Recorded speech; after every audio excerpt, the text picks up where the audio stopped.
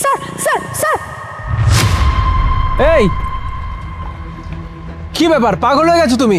গাড়ির সামনে কেন আসছো এভাবে? স্যার আমি আর আপনার এখানে জব করব না। চাকরি করবা না কেন? কেন চাকরি করবা না কেন? স্যালারি কম হয়ে যাচ্ছে নাকি কোনো সমস্যা, কোনটা?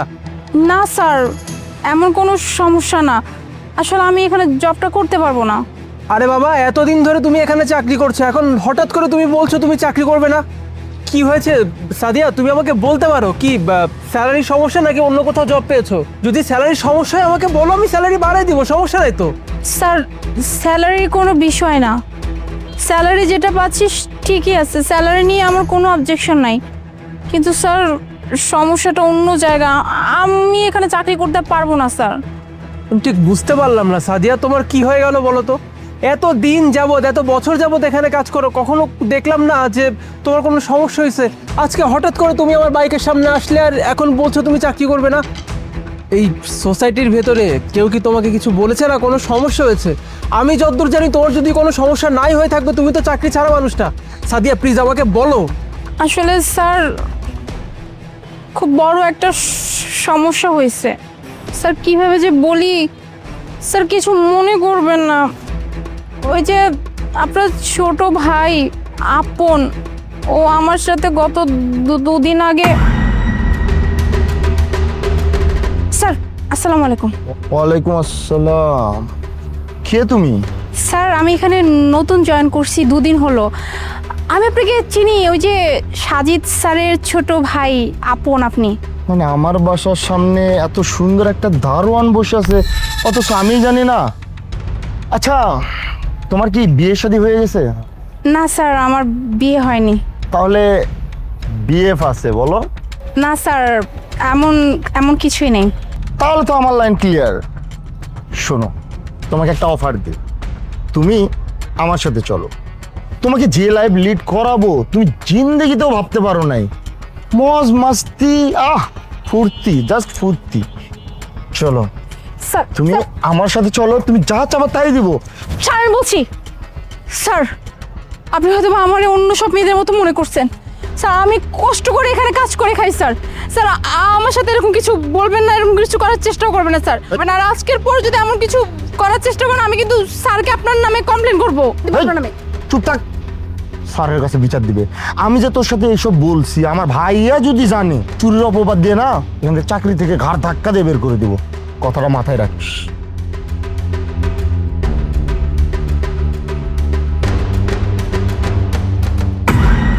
স্যার স্যার আমি এখানে অনেক কষ্ট করে কাজ করে খাই স্যার। স্যার আমার সম্মানটা আগে স্যার। স্যার আপনার ভাই শুরুর দিন থেকেই না আমার দিকে কেমন নজর দিয়ে যেন দেখতো, সব সময় হচ্ছে নেগেটিভ ভাইবে কথা বলতো।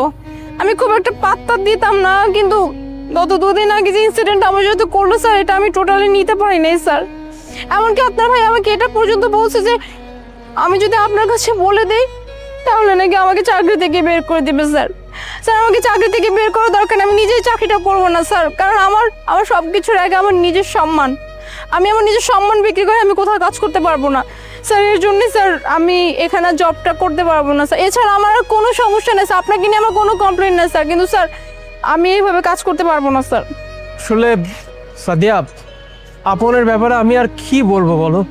ও দিন দিন এত বিগড়ে গেছে যে কিছুতেই ওকে ঠিক করা যাচ্ছে না। এতটা বেয়াদব, এতটা খারাপ ব্যবহার করে ও মানুষের সঙ্গে। কখনো আমার কাছে কমপ্লেন আসে রাস্তায় কারোর উপর গাড়ি চালিয়ে দিয়েছে, কখনো কমপ্লেন আসে গরিব মানুষের হক মেরে খায়, আবার কখনো কমপ্লেন আসে রাস্তাঘাটে মারামারি করে বেড়ায়। আবার আজকে তুমি বলছো ও তোমার সঙ্গে তো জঘন্য একটা কাজ করেছে। দোষটা না আমারই, জানো তো। মা মরা ছেলেটাকে আমি ঠিকমতো মানুষ করতে পারিনি। ছোটবেলায় যখন মা মারা যায়, মা মারা যাওয়ার আরও 5 বছর আগে তো বাবা মারা যায়। মা যখন মারা যায়, মা ওকে আমার হাতে দিয়ে বলেছিল আমি যেন ওকে সারাটা জীবন আগলে রাখি, কোনো কোনো কষ্ট পেতে না দেই। এরপর থেকে ছোটবেলা থেকে আজ অবধি ও আমার কাছে যখন যা চেয়েছে আমি তাই দিই। কিন্তু আমারই ভুলের জন্য ও ও দিন দিন এতটা খারাপ হয়ে যাচ্ছে, ওর চরিত্র এতটা নষ্ট হয়ে যাচ্ছে। অথচ দেখো, ওকে আমি অনেকবার বুঝিয়েছি, ওকে আমি এটাও বলেছি ভাই তুই বড় হয়েছিস, এই কাজগুলো করা ঠিক না, মানুষের সঙ্গে ভালো ব্যবহার কর, মানুষকে ভালোবাস। কিছুতেই ও আমার কথা শোনে না। কিন্তু তুমি আজকে আমাকে এখন যে কথাটা বললে না, এই কথা শোনার পর আমার মনে হচ্ছে ওকে আসলে একটা শিক্ষা দেওয়া দরকার। স্যার আপনাকে ছোট মুখে একটা কথা বলি স্যার। স্যার আপনি কিন্তু অনেক ভালো একজন মানুষ, আপনাকে সবাই অনেক সম্মান করে, আর আপনি আমাদের প্রত্যেকটা স্টাফদের সবাইকে খুব ভালো করে দেখাশোনা করে রাখেন। কিন্তু স্যার আপনার যে এত সম্মান, এত ভালো রেপুটেশন স্যার, এটা কিন্তু আপনার ভাইয়ের জন্য স্যার নষ্ট হয়ে যাবে স্যার। আপনি যদি এখন আপনার ভাইটাকে ঠিকঠাকভাবে না বুঝেন স্যার, একদিন অনেক বড় একটা বিপদে পড়ে যাবেন। আপনার এতদিনে কামানো সব সম্মান নষ্ট হয়ে যাবে স্যার। স্যার আমি না হয় এখান থেকে জব ছেড়ে চলে যাব, কেউ না কেউ তো আসবে। যদি অন্য কোনো ফিমেল গার্ড আসে তখন তার সাথে তো সে কেমনটাই করবে স্যার। তাই বলছিলাম কি স্যার, আপনি একটু আপনার ভাইকে বুঝাবেন, আপনার ভাইকে বোঝানো উচিত, না হলে অনেক বড় বিপদে পড়ে যাবেন আপনি সত্যি। তুমি একদম ঠিক কথাই বলেছো সাদিয়া। আচ্ছা তুমি একটা কাজ করতে পারো, আজকে ও শুধুমাত্র তুমি এখানে সিকিউরিটি গার্ডে চাকরি করো বিধায় তোমাকে এতগুলো কথা শোনালো। তো আমার কাছে মনে হয় তুমি কালকে থেকে এখানে আর চাকরি করো না, কালকে থেকে তুমি জয়েন করবে আমার অফিসে।